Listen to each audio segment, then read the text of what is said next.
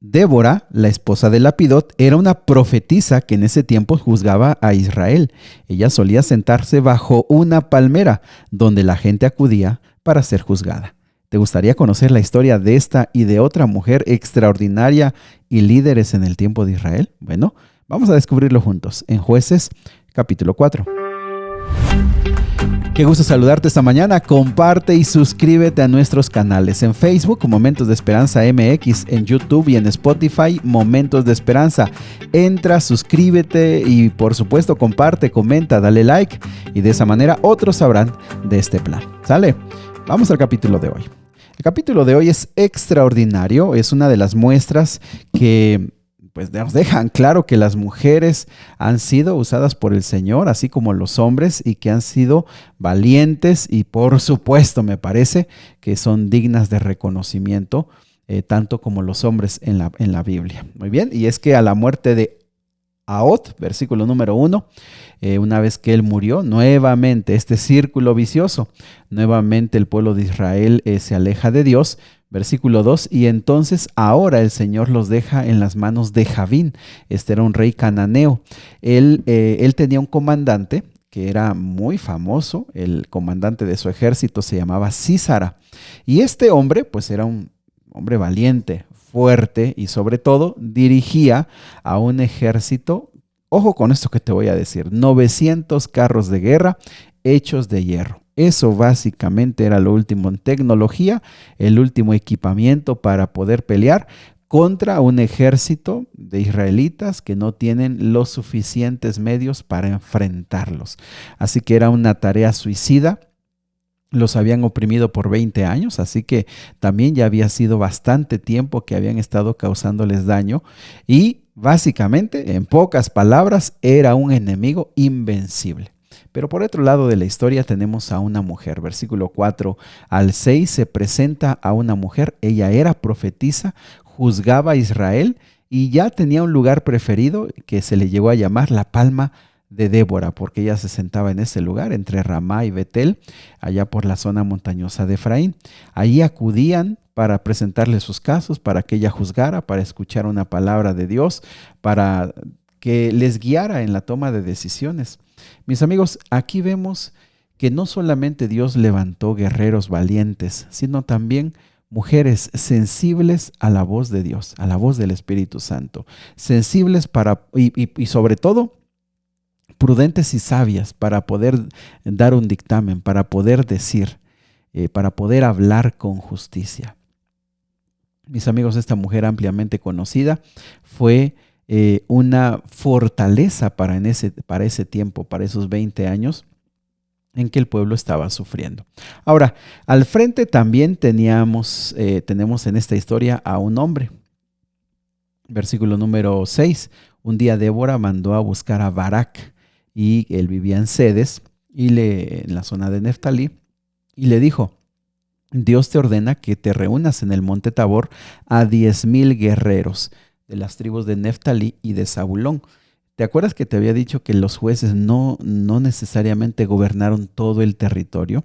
Aquí vemos que los involucrados eran Neftalí y Zabulón. Es posible que esto nos nos confirme la idea que otras tribus pues estaban en calma o estaban libres y que también, como eran autónomas, pues no eran convocadas todas para los enemigos que tenían. Entonces, este hombre que está al frente, que se le da una indicación de Dios, que se le da una confirmación de que Dios será el que va a pelear, versículo número 6 y 7, él dice: Dios te ordena. Y yo, versículo 7, yo haré que Sísara, el comandante del ejército, pues vaya a pelear contra ti, pero yo te voy a dar la victoria contra él. Fíjense que en otras ocasiones hemos visto que a la orden, a la indicación divina, las personas dicen, pues es una misión imposible, pero Dios estará conmigo. Sin embargo, aquí vemos una respuesta titubeante. Este hombre, Barak, se le muestra básicamente con temor, básicamente con miedo. El versículo 8 dice: yo iré, pero solo si tú vienes conmigo. Temor, sí. Una misión imposible, totalmente. Aquellos equipados con lo último en la tecnología, nosotros apenas 10,000 y hemos ido presionados por 20 años, hasta ni bien hemos comido, vamos a decirlo de esta forma. Amigos, Dios no lo rechaza, Dios no lo avergüenza, Dios no lo quita, Dios lo acompaña. Y por eso, el versículo 9, esta mujer Débora le dice, bueno, voy a ir contigo, pero no recibirás la honra de esta misión. La victoria del Señor sobre Sísara quedará en manos de una mujer. Fíjate, qué interesante. Esa mujer es prudente y le dice, solo ten por seguro que si yo voy contigo, pues la honra será para una mujer. Y eso debes saberlo. Y eso es muy importante porque él debía entender que él no podría venir con la victoria, con el honor de la victoria, por supuesto acreditándola a Dios, pero pues él que fue el valiente, y él lo aceptó. Así que Débora fue con Barak a Cedes y se juntan a los guerreros, ya lo dijimos, de Zabulón, de Neftalí. Él los acompaña y aparece otro personaje en esta historia. El versículo número 11 dice que había un hombre llamado Eber el Ceneo. De este hay que hablar porque hemos hablado que este Ceneo es posiblemente parientes de Josué. Perdón, de Caleb. Este era el cuñado, era un descendiente de Hobab, que era cuñado de Moisés. ¿Te acuerdas que habíamos hablado de que Jetro seguramente era ceneo, como aquí lo está mencionando, y seguramente era un descendiente lejano de Esaú? Bueno, es otra historia, pero aquí se van hilando las historias que hemos venido estudiando. Así que le dijeron a Sísara que Barak se estaba reuniendo con los guerreros y él también levanta su ejército, mueve todas sus carros de guerra para ir a pelear. Versículo número 14, Débora le dice a Barak, prepárate, hoy es el día que el Señor te dará la victoria. Mis amigos, por lo menos se mencionan dos cosas. El versículo número 15 dice que el ejército de Sísara se llenó de pánico, se llenó de miedo. Todos sus carros de guerra, sus guerreros salieron huyendo y fueron perseguidos. En el capítulo de mañana, cuando Débora va a componer y cantar un canto, va a decir que hubo lluvias torrenciales. Entonces, básicamente hubo dos cosas. Este ejército de Sísara va con todos sus carros, pero viene una lluvia tan grande, tan torrencial, que los carros quedan atascados, quedan inmovilizados. Su propia fortaleza llegó a ser su condenación. Y entonces cuando salen, ellos por supuesto que entienden que esa lluvia no fue al azar, sino es la protección de Dios de Israel. Así que en segundo lugar se quedan llenos de miedo. Mis amigos, estrategias de guerra. Si Barak dijera, ¿cómo vas a derrotar a tus enemigos? Y él dijera con lluvia y con miedo, sería una idea fuera de lugar. Lo que aquí nosotros estamos viendo claramente es que ante las adversidades más profundas de la vida, ante las cosas imposibles, la palabra de Débora, la palabra de Dios, fue elemental, fue básica para que ellos entendieran: ve, enfréntalo, yo te voy a dar la solución. Y tú sabes perfectamente, porque lo hemos visto muchas veces, que Dios cuando te manda a la guerra y al combate, no te explica regularmente desde el inicio, voy a hacer esto. Algunos sí, como por ejemplo en la caída de Jericó, les dijo, den vueltas y va a pasar. Pero en muchas ocasiones no les dice, es hasta el momento, hasta que se avanzó y se hizo todo, es cuando se abren las puertas del cielo y entonces viene la solución. Lo que quiero decir, mis amigos, que para los casos imposibles, como esta guerra, era un suicidio, en pocas palabras, era un suicidio. Tú no podrías derrotar un ejército tan equipado y tan grande y tan entrenado. Dios lo permitió a través de las 1000 formas que tiene para arreglar las cosas. Por eso esta mañana es un llamado para que nosotros podamos avanzar aún en los momentos que decimos esto es imposible, pero voy a avanzar por fe. Voy a avanzar con miedo quizá, pero voy a avanzar. Cuando todo el ejército fue perseguido y el pueblo de Israel los alcanzó a todos y acabó con todos, hubo el general Sísara, el que huyó, y ahora entra en escena la esposa de Eber, que se llamaba Jael, el que ya vimos que se había apartado, había puesto su tienda lejos del campamento.